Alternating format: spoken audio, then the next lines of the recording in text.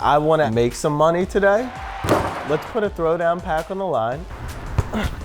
No! Welcome to Making Bread, where we're going to dive into today's biggest hustles. I'm Jack Settleman, founder of Snapback Sports, and I've been an entrepreneur my entire life. Today, we're going to teach you guys how to make some money.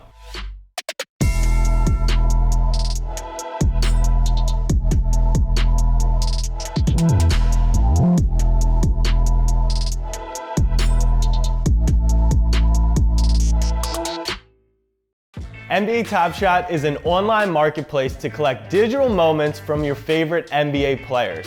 Just recently, they had a $32 million day, and the market cap on the site is over $1.1 billion. You could create a collection, collect your favorite players, and the community around it has just been spectacular. Talking NBA Top Shot today with me is Rosalyn Gold-Onwude. She is a baller, she's a sports broadcaster, and she's taking the NFT world by storm. What's up, Jack? How are you? So great to meet you in person. I know. Well, the NFT world we discovered a few months ago online.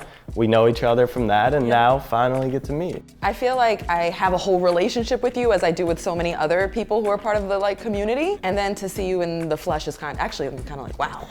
You look like what I imagined, what you look like on the club. Well, I think that's the fun part is we've seen each other online, and we, you kind of know each other. Will you be my real life friend? I will be your real life friend. Okay.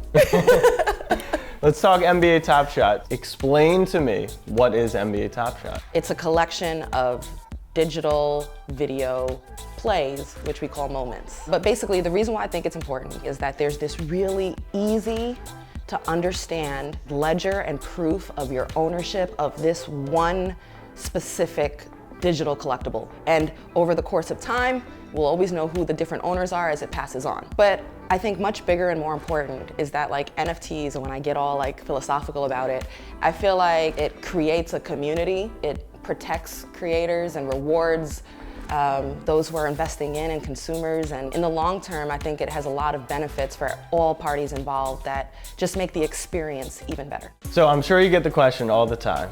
Can I just screen record this? What makes this special? If I am the owner of the NFT, whether that is a moment, an image, a video, a piece of art, I hope that you post it in other places or print it out and continue to build its visibility and value in doing so. Because sure, you can have the copies of it, but through the NFT, I am the actual owner. So you can go on Etsy and we could hang the Mona Lisa up behind us. Right. Is that gonna be worth $8 million? No, but you putting up your printout of the Mona Lisa and continuing to build its social value and currency, the actual owner of the Mona Lisa continues to gain value from that. Absolutely. Really, at its fundamental, what makes it mine and not yours is I can sell it on the Top Shot marketplace and someone might buy it. If you screen record the video, try and sell it, I don't think anyone's gonna buy that. So when did you get into it? How did you hear about it? I got into it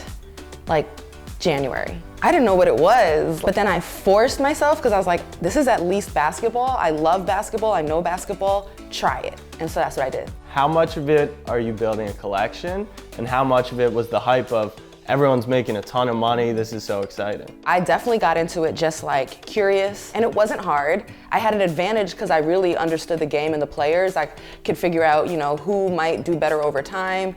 And once I kind of understood the concept, I started to gain strategy like serial numbers or tiers or collections. But in the beginning, I literally just collected my friends. I mean, talk about a flex. Just collecting my friends. Yeah. Okay, yeah, sure. I know you do. I know. So what was the first moment you bought? I can't say I know what the exact number one moment I bought was. I know I bought a LeBron. In the beginning, I actually got freaked out. So I bought my first ones. Yeah. I woke up the next day and was like, what did I do? And I sold it immediately. Oh, really? You panicked so? And it's funny now thinking about what that probably Series 1 LeBron would be worth. Don't check that. But I do know one of my first gets was a Draymond Green, Warriors versus Nuggets, and he's making a nasty block. I was actually at the game. I just had my hair done, it was all blonde and everything. He comes to me, he's like, I thought you was Beyonce. I was like, so that moment is one that means a lot to me. Draymond Green, he doesn't get the respect in the Top Shot market, similar to Kawhi Leonard, Tim Duncan, Chris Paul. Did that shift your strategy at all? No, definitely. I was like, who are gonna be Hall of Famers that people are sleeping on? I even thought about like international players who might go down as the best of their country. You know, Olympics are coming up. And then like even players who might be young and up and coming or might be hurt and coming back, you know, I snipe their moments and try to focus on lower serials and things like that. So what is the most valuable moment in your collection today? I have a Series 1 LeBron Finals. I have super low Karis LeVert. I did have to spend I think over $1,000 to get a Carmelo Anthony Run It Back Series 1 at the Garden. I'm from New York, I'm from Queens, Knicks fan, come on. I think the Knicks are interesting plays and they're kind of relevant again. Yeah, oh my gosh, kind of relevant. They're back in the playoffs, baby. Julius Randle on the fringes of the MVP conversation. I think so. What do you got in your collection? My most prized possession is my Chris Paul Cosmic. I think I have serial 7 out of 49.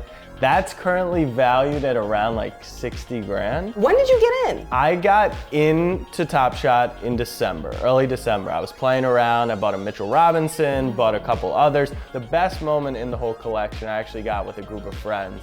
It is the From the Top dunk, and we hold number 23 serial of LeBron James. What was the mindset of going in with a group of friends on a moment? It was $47,500. What's it worth now? We've gotten an offer for $500,000. And my goal is to sell it to the king himself because it's such a special moment for $1 million.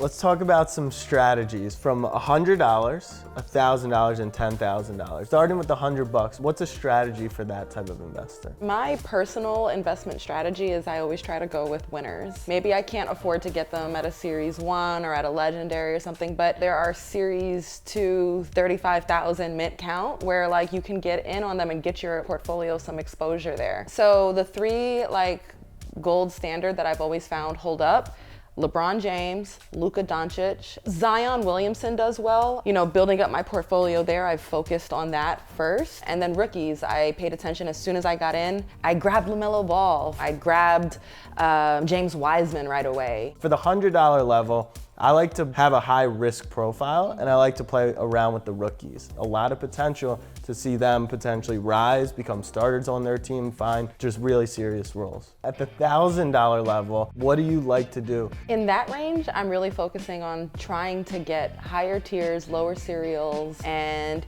get a more special moment. And at that price point, it's not gonna be a legendary Luka or LeBron or anything, but around that price range, I was able to grab a legendary Karis LeVert. He's not like an automatic given right now, but he's a long-term hold. That's where I think the $1,000 tier is super fun, is in the long-term hold. What do you prefer at the $10,000 level? I had that decision and I invested on a bigger tier, a better tier, high-level player. So the $10,000 level is a little less liquid, meaning you're not day trading $10,000 moments because there's just not that many buyers for that on a day-by-day basis. So that's where I do like to stick it in a player who it is going to last. The run it back set's interesting with Tim Duncan and Dirk, and these guys, they're great forever, right? Historically, they're excellent. I'm eyeing the run it back set right now. Yeah, it's a great set. The nostalgia of the moments is so huge there. Another thing I would point out too though, there's so much emphasis on grabbing a Series 1. And I wanna say that's short-term thinking. There are going to be significant moments every single season. You know, look at Klay Thompson, like his first moment might be Series 3. Right. And like that's gonna be a poppin' moment to get, you know, the first Klay Thompson moment. So I just feel like there's always a chance to snag something meaningful over the course of time in Top Shot. What are some of the things you're conscious of as a first-time buyer or buying right now? Right now I'm thinking about storylines that matter. I see an opportunity with like playoffs to think about players who might be on the rise, you know, perhaps a team that kind of floats under the radar but could have a nice run would be the Bucks or even the Clippers. I think other things to think about, serial number matters. The lower is the best. The number one is truly the best. Yeah, definitely. One of the huge things I'm looking at right now is the off season. When the attention is off the NBA, the prices will be down. Start to think about which teams have the brightest future, and they'll kind of have a rising tide for all their moments. What would you warn people against? They're jumping onto Top Shot. Don't put anything in that you can't afford to lose. That way you're not in a tough position if things go south. One thing that helped me catch up, and I'm still learning, is you gotta engage with the community. I went on the Discord, I slid in DMs of people, I went on Clubhouses. That's helped me become more savvy. The entire space, since I've started to dabble in it, is consistently very helpful. Somebody that I thought was smart, I actually slid in his DMs. He had actually had a background in regular cards. I was asking like what was important for regular cards that might be important for Top Shot, and he gave me an entire list. And I remember I would copy paste it and put it into my notes as we had combos, and it absolutely helped me. Top Shot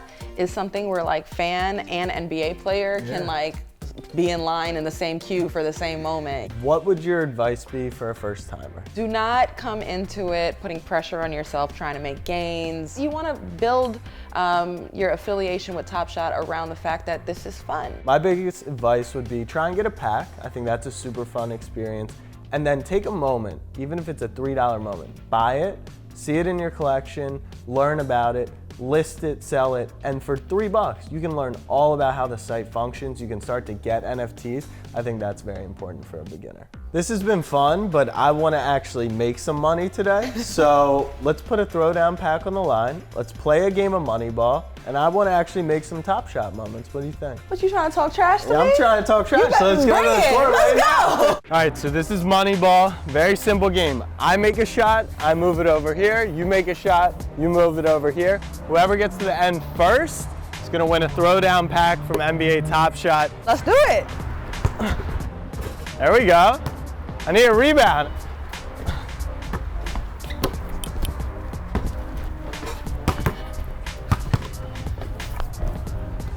To move your money, or I'm just gonna take it all. Now I'm one away from a throwdown pack. Move your money back. Oh, move my money. I'm moving it back. Help! I literally can't make the last shot. There we go, back. Here we go.